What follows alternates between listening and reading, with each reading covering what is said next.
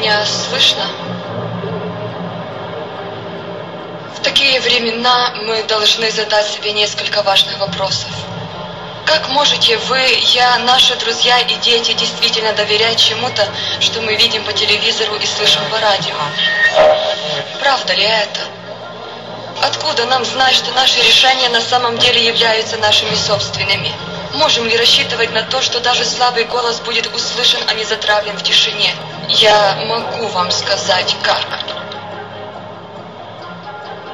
Существует личность, которой мы благодарны за все это.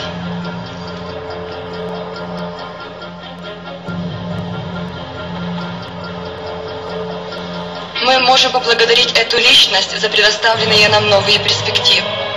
Мы можем поблагодарить эту личность за предоставленную нам возможность выбора. Эта личность дает нам альтернативу единообразию и краткосрочному мышлению.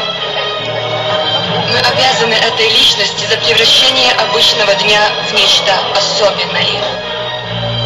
В день, когда мы поднимаемся с дивана у телевизора, говоря: «Я сам изменил мое мнение». И лишь одно слово достойно величать это лицо – герой.